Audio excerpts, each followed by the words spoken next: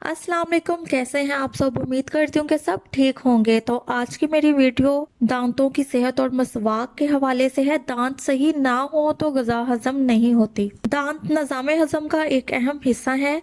ये ग़िज़ा को अपने दरमियान पीस कर टुकड़े टुकड़े कर देते हैं ताकि ग़िज़ा हलक के नाले में आसानी के साथ गुजर कर मैदा और आंतों के जरिए जल्द हजम हो सके। जो लोग दांतों की सेहत हिफाजत पर तवज्जो नहीं देते वो बाद में बहुत पछताते हैं और तदाबीर करते हैं, मगर कुदरती दांतों के दरमियान चबाई हुई ग़िज़ा का मज़ा कुछ और होता है। हमारे यहाँ दांतों की सेहत पर कतई तवज्जो नहीं दी जाती और जब तक दांत मुकम्मल तौर पर ख़राब ना हो जाए या शदीद दर्द ना करे तब तक इलाज नहीं करवाते। यही वजह है कि दूसरे ममालिक की बनिस्बत हमारे यहाँ दांतों के अमराज कसरत और बाज़ार में मुख्तलिफ ब्रांड के टूथपेस्ट मंजन बड़े दामों के साथ फ़रोख्त होते हैं। इनमें मुख्तलिफ नबातात के तालीफी तौर पर जमा किए हुए अज्जा या जौहर भी शामिल होते हैं। हो सकता है कि इनसे दांतों की सेहत को कुछ फ़ायदा होता हो, मगर बहरहाल ये अशिया मसनूई है और फितरी अशिया पर फोकियत नहीं रखती। दांतों की सेहत और सफाई का आगाज़ बचपन में हो जाता है। अच्छी ग़िज़ाई आदत और बाकायदगी से न सिर्फ दांतों की सेहत रहती है, निज़ाम हज़म दुरुस्त रहता है, बल्कि दांत मजबूत चमकदार भी होते हैं। शुरू से एहतियात ना करने के असरात बाद में भुगतने होते हैं। कुदरत सेहत इंसान के हवाले से बड़ी फयाज है।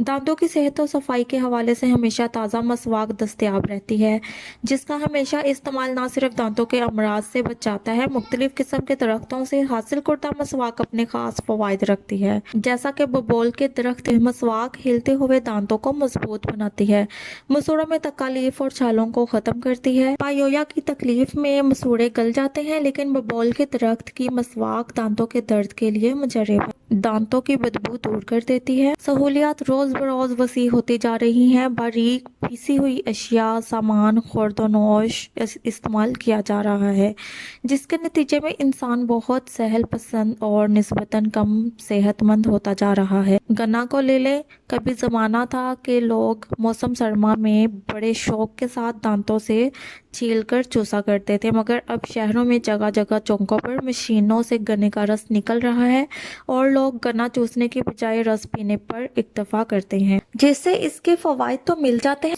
मगर गन्ना चूसने से दांतों की वर्जिश का जो अमल होता है और इससे दांत जो मजबूत होते थे वो ख़त्म होता जा रहा है। बल्कि दांतों की वर्जिश की कमी यानी कम इस्तेमाल से ना सिर्फ दांत कमज़ोर बल्कि मसूड़े भी कमज़ोर हो रहे हैं। इंसानी जिस्म को जो तवानाई मैसर आती है, ग़िज़ा सबसे पहले मुंह में दांतों को चबाने से बारीक पीसकर बारीक होकर जिस्म में जाती है। जब दांत ही सही ना हो तो ग़िज़ा भी सही तौर पर हजम ना हो और जिसका लाजमी नतीजा सेहत इंसानी पर होगा। अहादीस मुबारका में भी दांतों की सेहत और हिफाजत के लिए मसवाक पर जोर दिया गया है।